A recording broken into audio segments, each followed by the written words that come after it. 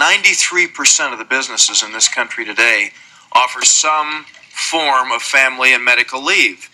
And it seems to me that we should do everything that we possibly can to provide a greater incentive for family and medical leave for businesses. This morning on National Public Radio, there was a very emotional statement from a woman in California who talked about the fact that she had lost her job. But it seems to me that when you look at some of these surveys that have been taken, they also included it in this NPR story, there, I believe, is a tremendous potential for discrimination against women of childbearing age when it comes to the prospect of gaining these jobs. I mean, this woman on the program this morning said that she had been given 8 weeks of maternity leave, and then she was fired at the end of that 8-week period and replaced with a man. Well, the thing that I could see happening with implementation of this legislation is, why hire the woman in the first place? And a survey has shown this. The survey that was outlined in this program today has shown this to be the case. In fact, they said, I think 45% of the businesses indicated that they would not hire women of childbearing age if this legislation is put into place.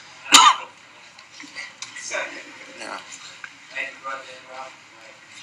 Well, I mean, it seems to me that does create a very serious potential problem for it. So I want to see us provide every incentive possible to have a family and medical leave program for businesses. And I want to go from this 93% figure to 100% of businesses offering these programs.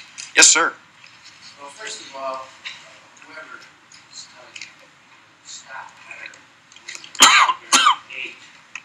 is living in a cave. Well, I was listening to an interview that was on National Public Radio this morning on this. It's part of my job, and has been for many, many years, to look at projections of what the workforce needs of this country are going to be.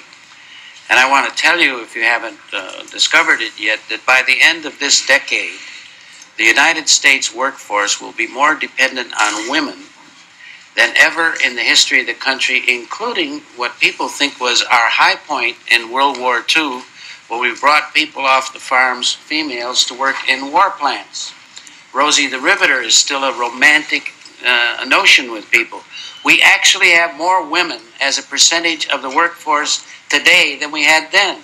By the end of this decade, every employer who wants a good workforce is going to have to be able to attract the best talented workers he can get, and that means women, and that means women who care about their families and won't work for an employer who doesn't take care of their family.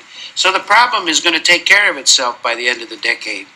We're just trying to catch up with where the American people were 25 years ago and where the rest of the world has been for the last half century.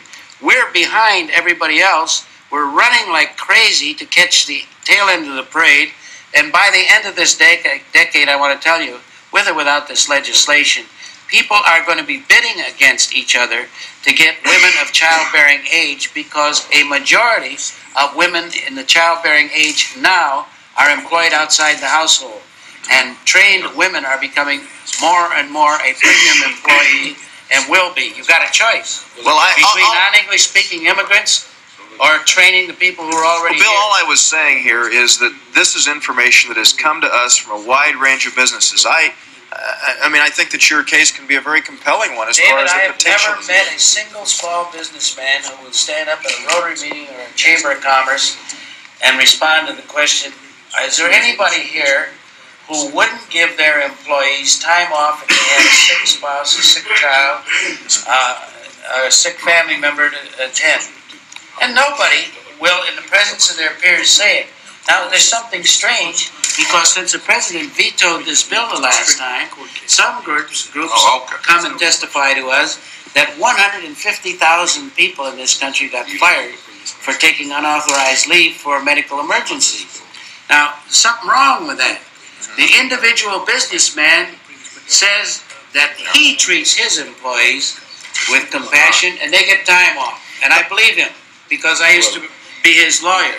However, when he joins the NFIB and they pay dues to somebody else to make up their mind for him, it changes into an entirely different